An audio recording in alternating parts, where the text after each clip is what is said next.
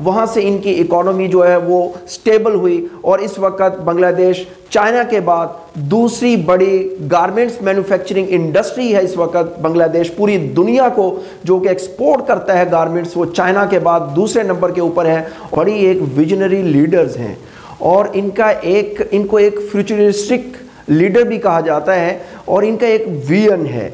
ये एक bold leader है। बिस्मिल्लाहिर्रहमानिर्रहीम। अस्सलाम वालेकुम नाज़रीन, मैं हूं एहसान खान और आप देख रहे हैं हमारा यूट्यूब चैनल एहसान रिएक्शन विद एहसान। व्यूअर्स, इस वीडियो में तज्ज़ियाकार स्पेशलिस्ट एक्सपर्ट हैं हमारे साथ, उनसे बात करेंगे पद्मा ब्रिज के बारे में, क्या क्या मुश्किलात पेश आई और आखिर वजह क्या बनी कि कोई भी प्रेशर लेने से इनकार कर दिया शेख हसीना वाजिद जो पीएम है बांग्लादेश की, और वज़ीर आज़म शेख हसीना वाजिद ने क्या क्या इक़दाम किए और फिर बिलाखिर 25 जून को अब उसका इफ्तिताह होने जा रहा है।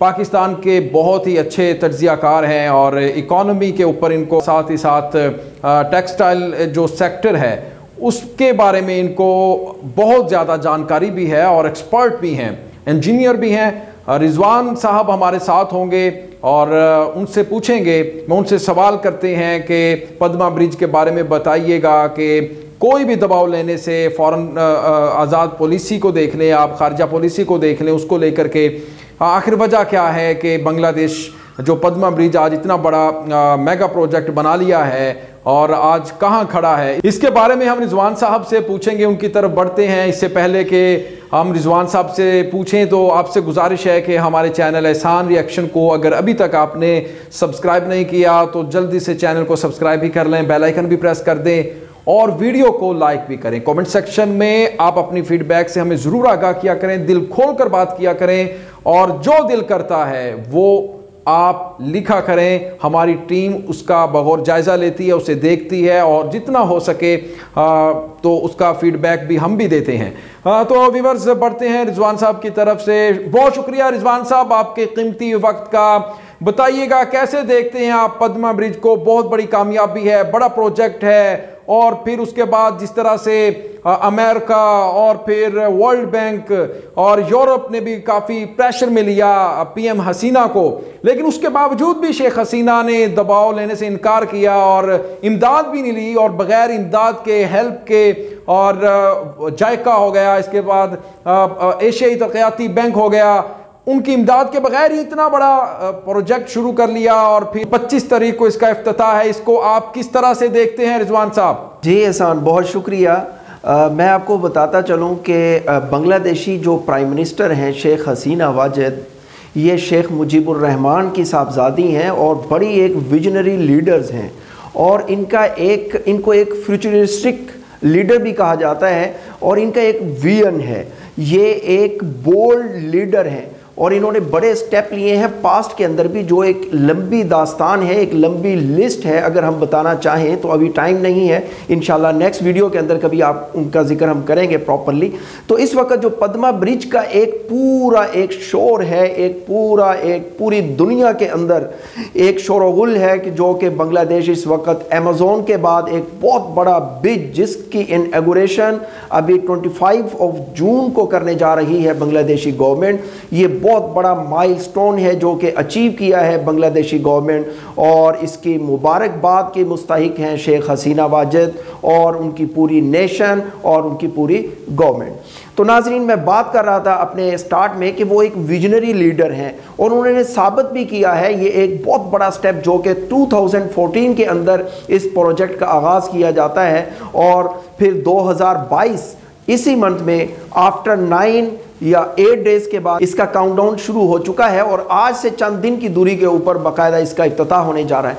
नाजरीन, अगर मैं थोड़ा सा इसका बैकग्राउंड आपको बताता चलूँ कि बांग्लादेशी प्राइम मिनिस्टर शेख हसीना वाजिद ने इससे पहले जो इन्होंने टेक्सटाइल से आगाज़ किया और टेक्सटाइल इंडस्ट्री को इन्होंने बूस्ट दिया, वहाँ से इनकी इकॉनमी जो है वो स्टेबल हुई और इस वक्त बांग्लादेश चाइना के बाद दूसरी बड़ी गारमेंट्स मैन्युफैक्चरिंग इंडस्ट्री है। इस वक्त बांग्लादेश पूरी दुनिया को जो कि एक्सपोर्ट करता है गारमेंट्स, वो चाइना के बाद दूसरे नंबर के ऊपर है और बांग्लादेश पूरे मुल्क के अंदर तकरीबन कमोबेश 6000 यूनिट्स हैं गारमेंट्स के, जो कि इसकी बैकबोन है, इसकी इकोनॉमी को स्ट्रॉन्ग किया। और अब आकर के बांग्लादेशी गवर्नमेंट ने जो पद्मा ब्रिज का एक इफ्तिताह करने जा रही है, वो भी इसी सिलसिले की एक कड़ी है। इसकी मईशत को मज़ीद रूप फूंक दी जाएगी और इसकी जो मईशत है वो मज़ीद तरक्की के मनाजिल तय करती चली जाएगी। आलमोस्ट लगभग कोई 2% के करीब GDP के अंदर कंट्रीब्यूट करने जा रही है। ये वाला पद्मा ब्रिज का जो एक प्रोजेक्ट है एक अहम संगे मील साबित होगा। नाज़रीन, मैं आपको बताता चलूँ, इसके जो आफ्टर इफेक्ट्स आएंगे वो बहुत बड़े होंगे। ऑलमोस्ट 19 डिस्ट्रिक्ट को ये जोड़ रहा है अपने कैपिटल के साथ। जो उनके दरमियान एक रास्ते थे, जो दूरियां थी, जो कुर्बतें लेकर के आ रहा है। और अब लोग जो ट्रेड होगी वो बड़ी फ्रीक्वेंटली अब ट्रेड होगी। ट्रेड के अंदर बड़ा मार्जिनली फ़र्क पड़ेगा और लोगों की मूवमेंट होगी। बेसिकली जो बिज़नेस है वो बढ़ेगा, प्रमोट होगा। और इस तरह ओवरऑल बांग्लादेशी जो मईशत है, इकोनॉमी है, उसके अंदर ये डायरेक्टली इम्पैक्ट डालेगा। और ओवरऑल जो GDP है उसके अंदर तकरीबन ये 2% का अपना हिस्सा डालेगा। तो नाजरीन, इसकी पजीराई पूरी दुनिया के अंदर है। और शेख हसीना वाजिद ने जब ये 2014 के अंदर इस सफ़र का आगाज़ किया पद्मा ब्रिज का, तो बड़े नशेब व फराज आते रहे डिफरेंट कंट्रीज़ की तरफ से। इसके ऊपर बड़ी जो है ना वो मुतज़ाद बयानात भी आते रहे। उनको बड़ी रेजिस्टेंस का सामना भी करना पड़ा बांग्लादेशी प्राइम मिनिस्टर को, लेकिन उन्होंने पूरी जिद्दोजहद के साथ, साबित कदमी के साथ वो लगी रहीं और बिलाखिर कामयाबी उनका मुकद्दर बनी। और 2022 के अंदर ये 25 जून को बिलाखिर ये प्रोजेक्ट, एक खूबसूरत प्रोजेक्ट जो है वो पाया तकमील को पहुंच रहा है और इसका बाकायदा आगाज़ होने जा रहा है। तो मैं ये समझता हूँ बड़ी ही खुशी की बात है। और पूरी बांग्लादेशी कौम और पूरी बांग्लादेशी गवर्नमेंट और स्पेशली जो शेख हसीना वाजिद हैं वो उनको क्रेडिट जाता है। और हमारी तरफ से भी उनको मुबारकबाद। और पूरी दुनिया से इस वक्त, पूरी दुनिया की नज़रें इस वक्त पद्मा ब्रिज पे लगी हुई हैं और बांग्लादेशी गवर्नमेंट की तारीफ़ें इस वक्त हो रही हैं, उनकी अप्रिसिएशन है।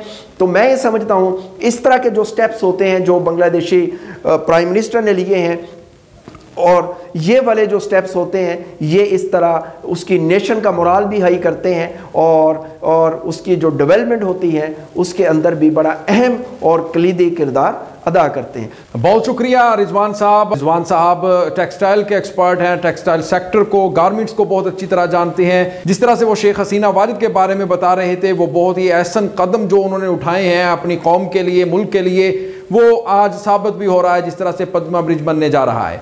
नाज़रीन इकराम, ने ये वीडियो, ये रिपोर्ट और रिजवान साहब का तज्जिया कैसा लगा है इसके बारे में आपने ज़रूर फीडबैक देना। इंशाल्लाह नेक्स्ट वीडियो में आपके साथ एक बार फिर मुलाकात होगी। तब तक के लिए मुझे दें इजाज़त। अल्लाह हाफ़िज़।